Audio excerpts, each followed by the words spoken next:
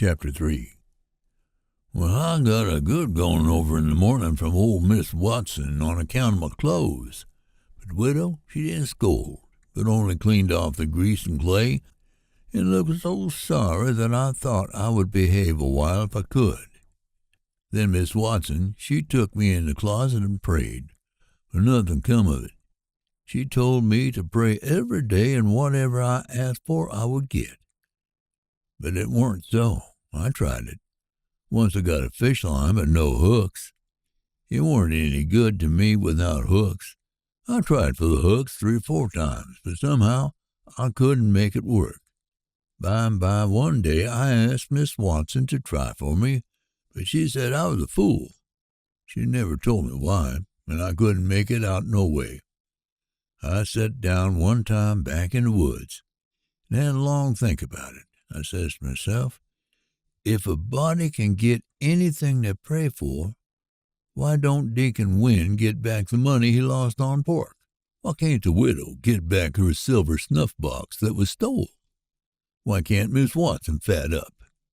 No, says I to myself, there ain't nothing in it. I went and told the widow about it, and she said the thing a body could get by praying for it was spiritual gifts. This was too many for me, but she told me what she meant. I must help other people and do everything I could for other people, and look out for them all the time and never think about myself. This was including Miss Watson, as I took it. I went out in the woods and turned it over in my mind a long time, but I couldn't see no advantage about it, except for the other people. So at last I reckoned I wouldn't worry about it any more, but just let it go. Sometimes the widow would take me to one side and talk about Providence in a way to make a body's mouth water. But maybe next day Miss Watson would take hold and knock it all down again. I judged I could see that there was 2 Providences, and a poor chap would stand considerable show with the widow's Providence. But if Miss Watson's got him, there weren't no help for him any more. I thought it all out, and reckoned I would belong to the widow's if he wanted me, though I couldn't make out how he was going to be any better off than what he was before, seeing I was so ignorant and so kind of low down and ornery. Pap, he hadn't been seen for more than a year, and that was comfortable for me. I didn't want to see him no more. He used to always whale me when he was sober and could get his hands on me, though I used to take to the woods most of the time when he was around. Well, about this time he was found in the river drowned, about 12 miles above town, so people said. They judged it was him anyway. Said the drowned man was just his size and was ragged and had uncommon long hair, which was all like Pap. But he couldn't make nothing out of the face, because it had been in the water so long it weren't much like a face at all. They said he was floating on his back in the water. They took him and buried him on the bank, but I weren't comfortable long, because I happened to think of something. Knowed mighty well that a drowned man don't float on his back, but on his face. So I knowed then that this warn't Pop, but a woman dressed up in a man's clothes. So I was uncomfortable again. Judged the old man would turn up again. By and by, though, I wished he wouldn't. We played robber now and then about a month, and then I resigned. All the boys did. We hadn't robbed nobody, hadn't killed any people, but only just pretended. We used to hop out of the woods and go charging down on hog drivers and women in carts taking garden stuff to market. But we never harmed any of them. Tom Sawyer called the hogs ingots, and he called the turnips and stuff jewelry. And we would go to the cave and powwow over what we had done and how many people we had killed and marked. But I couldn't see no profit in it. One time Tom sent a boy to run about town with a blazing stick, which he called a slogan, which was a sign for the gang to get together. And then he said he had got secret news by spies the next day a whole parcel of Spanish merchants and a rich Arabs was going to camp in Cave Hollow with 200 elephants and 600 camels and over 1,000 sumpter mules, all loaded down with diamonds. And they didn't have only a guard of 400 soldiers, and so we would lay an ambuscade, as he called it, and kill the lot and scoop the things. He said we must slick up our swords and guns and get ready.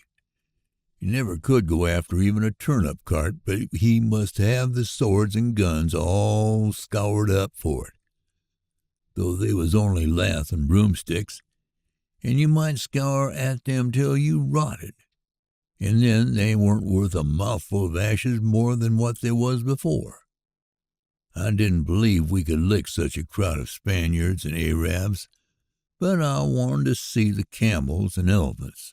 So I was on hand the next day, Saturday, in the ambuscade. And when we got the word, we rushed out of the woods and down the hill. But there weren't no Spaniards and Arabs, and there weren't no camels nor elephants. It weren't anything but a Sunday school picnic, and only a primer class at that.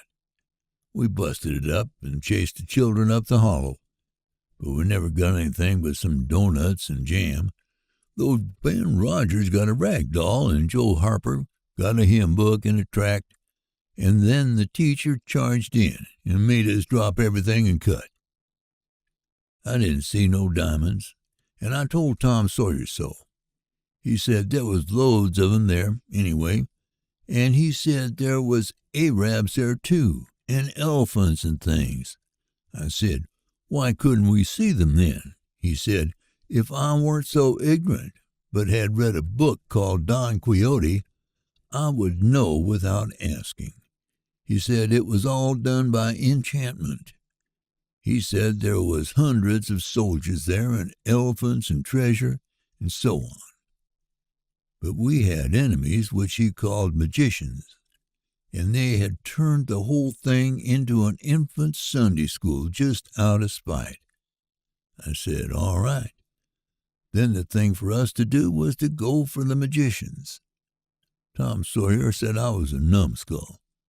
Why, said he, a magician could call up a lot of genies, and they would hash you up like nothing before you could say Jack Robinson. They are as tall as a tree and as big around as a church. Well, I says, suppose we get some genies to help us. Can't we lick the other crowd then?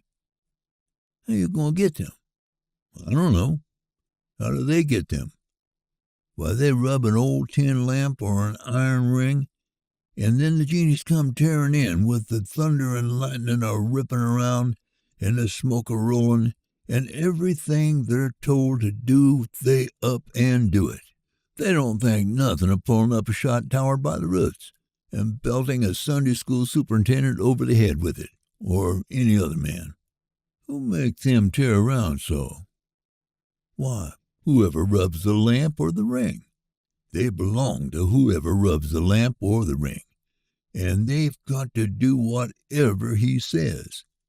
If he tells them to build a palace 40 miles long out of diamonds and fill it full of chewing gum, or whatever you want, and fetch an emperor's daughter from China for you to marry, they've got to do it. And they've got to do it before sunup next morning, too. And more, they've got to waltz that palace around over the country wherever you want it. You understand? Well, says I think they are a pack of flatheads for not keeping the palace themselves instead of fooling them away like that. And what's more, if I was one of them, I would see a man in Jericho before I would drop my business and come to him for the rubbing of an old tin lamp.